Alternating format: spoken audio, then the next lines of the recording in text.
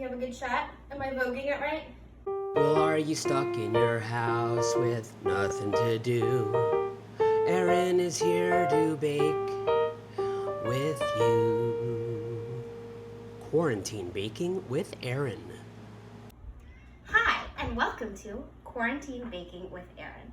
Today, we're going to be making the most important snack in the world, scones. If you've ever seen me take an exam, you know that I am happy to bust out my scone, clotted cream, and jam and make it during the middle of the exam. And that's, how we get by.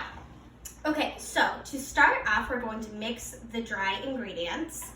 I am working with a recipe from Mark Bittman's How to Cook Everything. This is a great book, way better than Paula Hollywood's 10 out of 10. Okay, so he says that you can either do it in a food processor or by hand. Why would I do anything when I can make a robot do it? So, this is 5 tablespoons of butter. Should I add butter first? We're gonna mix the dry ingredients first, like I said. Okay, so we have 2 cups of flour.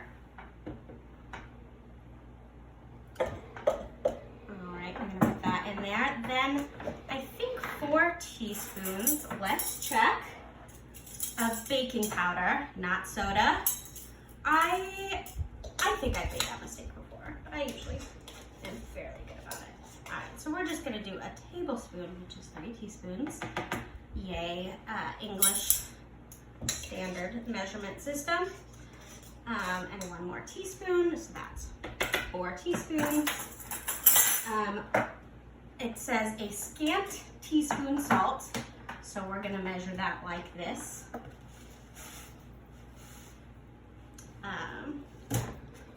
And may the salt be ever in your favor. Okay, so we're gonna mix our dry ingredients. I don't know if this will be a heinous sound.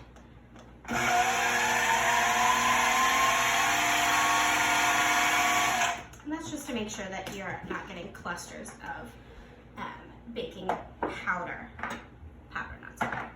Okay, so then we have 5 tablespoons of butter. Again, you could do this by hand, chopping your butter into tiny pieces and then basically like massaging it into the flour mixture, but I have never done it that way and I probably never will. Oh, I should preheat the oven.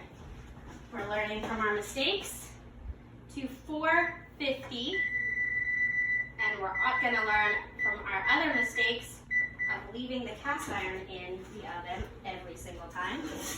Okay. That's fine. Okay. So we're chopping butter. So riveting. It is not important to have uniform pieces, and even if it were, this is probably the chopping method I would use. We're really frustrated with being stuck out.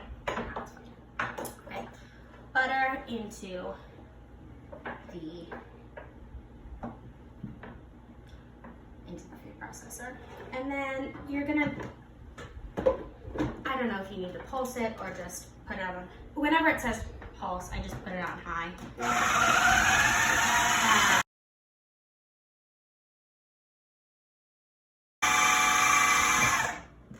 Okay, so it actually should look like, pretty much like this. So it looks kind of like a coarse mixture. It kind of looks like almond flour.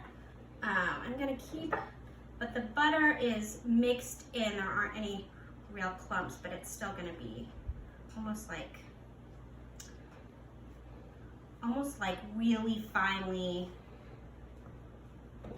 chopped Parmesan, or grated Parmesan cheese. All right, so that's good. Then we're gonna add 2 eggs over here. I'm gonna be a real show off and do my special trick. All right, and then you're gonna whisk them, mix them, break them up.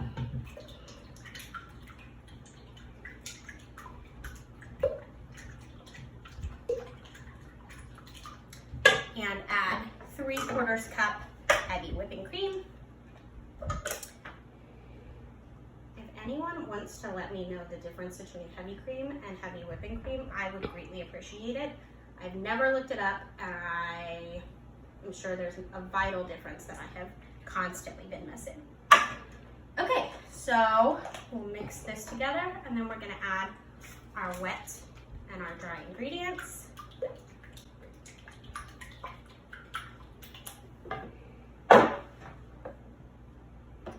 All right, do we do wet to dry or dry to wet? What? This is the bowl, and that's a food processor, so this is the way we're gonna do it. And combine this.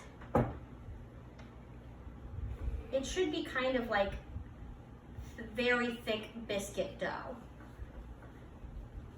So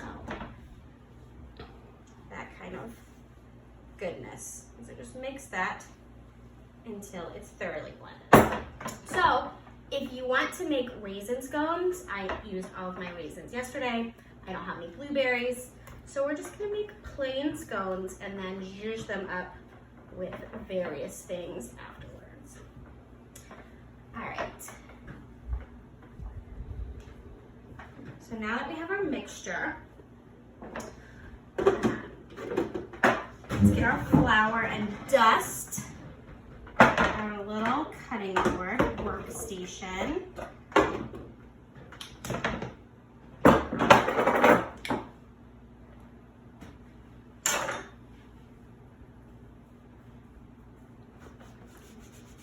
I love aprons. I would do that without an apron, but this is less messy. Okay, and so you're going to you're gonna roll it out, but it doesn't have to be perfect. I would probably honestly just mush it down like this, but I'm trying to use a little bit of baking technique. All right, so we'll roll it out. It's just gonna take me a second, so I wanted to get it all ready. Okay. Well, that's about as much as you're gonna roll it out anyways. Really? Yeah. Not more? No, it should be very thick. Actually, yeah, quit rolling. That's good.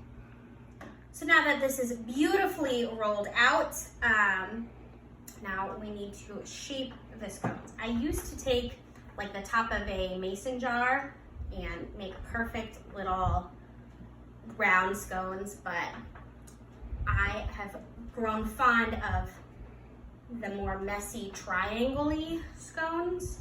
So we're gonna freehand this and see what happens. All right, that's one. You should get like 10. Okay, if I'm dividing this in 10, what does that look like? You should get 10 to 14. And try to get them roughly the same size, but as you can see me internally struggling with mental math, that's probably not going to be realistic for these babies. All right, 1, 2, 3, 4, 5, 6, 7. All right, now we're flying.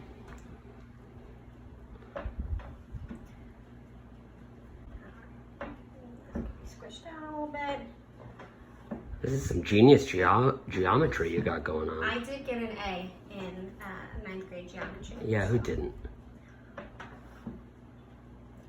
All right, now that we've got our beautiful, wonderfully uniformed scones, we need to put them in the pan and then do an egg wash and some sugar. I forgot to mention before that you actually use a tablespoon of sugar. I actually put it into my flour mixture before starting and forgot to mention it. So a tablespoon of sugar will go in your dry ingredients, and we'll just add a hecton on the top of these.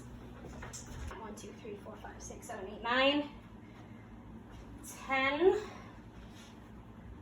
11, 12, lucky baker's dozen. All right, so now we need to make an egg wash. You take 1 egg and you crack it open. You whisk it together. And then you brush on top of your scones. I believe that this it does something. I believe it either keeps it from baking or makes it extra crispy on top. I just always do it. And there's no current season of Great British Bake Off, so I haven't brushed up on my baking theory. All right, so we're just brushing, painting, Bob Rossing our little scone babies.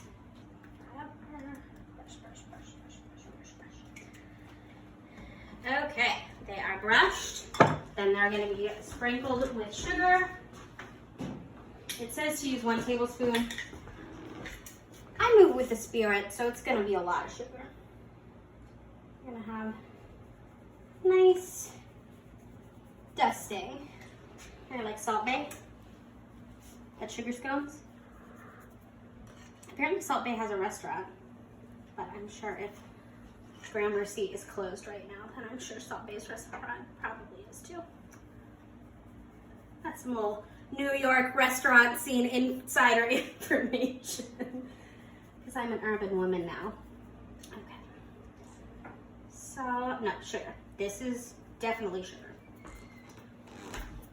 Okay, and now these beautiful treasures are going to go into the oven for, I think, 7 to 9 minutes.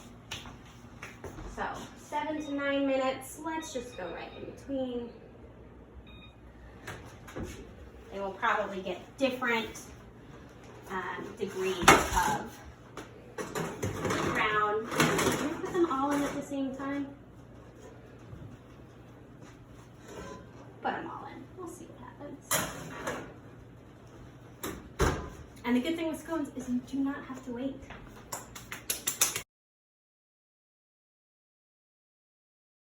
So we're waiting for the timer. I think this 2-shelf situation looks okay. We'll see. Could they be a little more golden? Well, we're gonna eat them anyway. All right.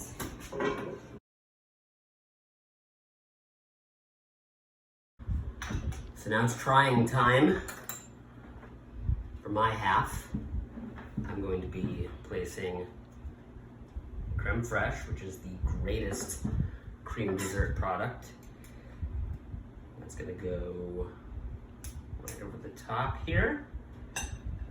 Clearly very fancy. And then, with that, I'm going to add the preserve of strawberries that we made out of the strawberries that were about to go bad. So I cut up a bunch of strawberries, added some amount of sugar, with juice of 1 lemon, and then I added gelatin because I didn't have pectin, but it didn't thicken up the sauce that much. So we'll see. we're all really excited.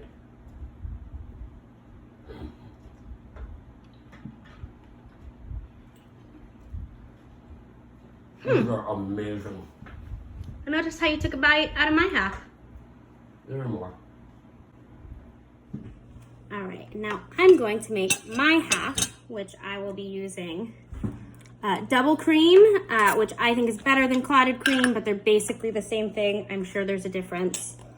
I don't know why I like it more. It just feels right. Tastes better. All right.